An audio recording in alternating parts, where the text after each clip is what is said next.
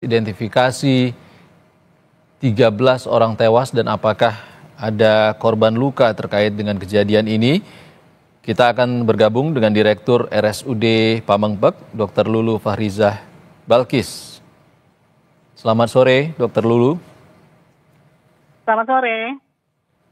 Dr. Lulu, terima kasih sudah bergabung dengan Breaking News Kompas TV. Dok, ada berapa korban yang sudah dievakuasi ke RSUD Pamengpek? Ya, terima kasih Pak. Pak, dengan siapa ini Pak Isan ya? Ya. Tadi jam 10.30 kami menerima kiriman jenazah. Dan ada 13 yang kami terima, yaitu 4 korban TNI dan 9 korban sipil. Semua masuk melalui, ada sebagian melalui IGD, ada juga yang langsung masuk ke mortuari kami. Dan di sana sedang dilakukan identifikasi sambil menunggu kedatangan tim DVI dari Polres Garut.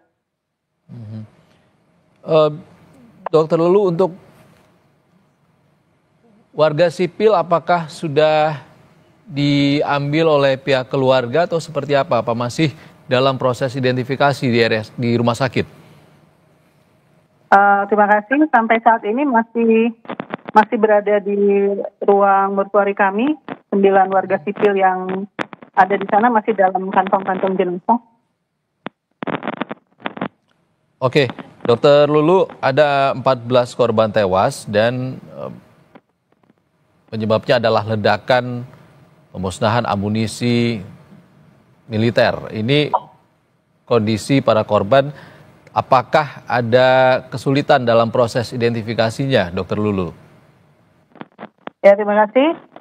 Sementara ini memang agak ada kesulitan ya, karena jenazah yang ditemukan itu yang datang itu sudah berupa serpihan. Ada juga yang memang utuh, tapi kebanyakan itu sudah terpecah-pecah ya. Seperti itu. Oke, artinya 13 korban tewas sudah diidentifikasi dan diketahui identitasnya, Dok? Untuk nama-namanya ya sudah kami sudah terima. 13 jenazah yang ada di mortuari kami itu sudah ada identitasnya masing-masing. Oke, apakah keluarga korban sudah datang semua ke rumah sakit? Sepertinya sudah ya, karena jarak Cibalong ke rumah sakit kami itu sekitar 6 kilo, kurang lebih 6 kilo. Jadi tentunya mereka sudah datang ke rumah sakit Pamengpek. Baik. Syarat apa ataupun apa yang dibutuhkan rumah sakit dari pihak keluarga untuk proses identifikasi, untuk memudahkan proses identifikasi para korban yang harus disiapkan oleh pihak keluarga, Dokter? Saya rasa cuma cukup dengan KTP ya masing-masing untuk mempertegas bahwa apakah betul jenazah yang kami terima itu sesuai dengan identitas yang kami temukan, seperti itu. Ada 4. Dan sesuai juga. Bagaimana? Baik. Silakan. Oke, Dokter Lulu, ada 4 jenazah prajurit TNI yang masih proses identifikasi. Seperti apa mekanismenya, Dokter? Kalau untuk korban yang TNI, karena di rumah sakit kami memang tidak ada dokter forensik ya, jadi kami mendapatkan bantuan dari satuan yang ada di sana untuk mengidentifikasi korban TNI yang ada di tempat kami. Dokter, selain 13 korban tewas, apakah ada korban luka yang dievakuasi ke rumah sakit? Mohon maaf, saya belum mendapat laporan untuk yang korban lukanya. Saya baru mendapat laporan yang ada di mortuarinya. Sepertinya tadi kalau menurut laporan yang pertama, laporan yang awal, ada beberapa yang masuk ke IGD kami. Tapi jumlahnya kami belum mendapatkan laporan yang sebenarnya. Yang kami dapatkan kepastian hanya yang ada di mortuari. Oh, informasinya ada korban luka yang masuk ke IGD, benar? Saya konfirmasi lagi, dokter. Ya, tadi seperti itu laporannya. Aha. Masuk ke IGD, terus sebagian besar langsung ke mortuari. Mungkin yang ke IGD itu yang luka-luka. Yang ke mortuari itu yang sudah meninggal. Kondisi yang masuk ke IGD seperti apa, dokter? Aduh, saya tidak bisa menjelaskan karena saya tidak berada di lokasi ya Pak ya.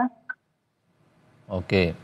Tapi prosedur apa yang dilakukan kepada korban yang diduga korban luka yang saat ini berada di IGD, Dokter Lulu? Untuk korban langsung mendapatkan penanganan tentunya.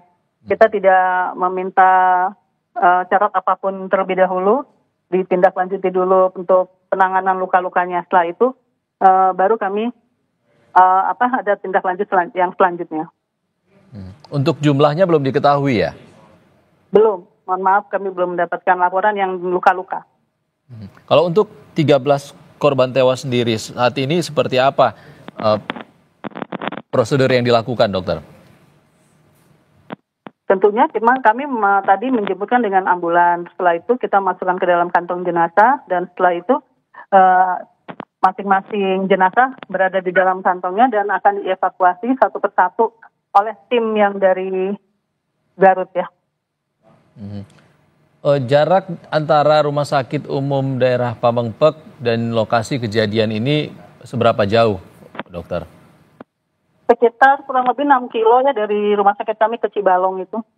Artinya jika ada korban luka yang disebabkan oleh ledakan pemusnahan amunisi ini, kemungkinannya seperti apa, Dokter Lulu? Apakah sudah terevakuasi semua ke rumah sakit? Kalau lihat dari foto-fotonya ya memang ada yang bisa diidentifikasi, ada yang tidak karena memang sudah ada yang berupa potongan, ada yang tangan kakinya yang sudah lepas, ada yang hanya perutnya saja gitu. Kalau dilihat dari fotonya. Oke, untuk kemungkinan korban luka, Dokter Lulu, apakah ada informasi terbaru soal luka bakar yang diderita oleh korban luka? Sebentar ya, saya belum mendapatkan ya Pak ya, kalau untuk korban-korban lukanya. Mungkin fokus ke belakang ke mortuari. Oke, tapi saya akan cek nanti ya. Termasuk data korban luka saat ini belum diketahui pasti, Dokter Lulu, benar? Belum, betul Pak. Baik. Belum saya ketahui.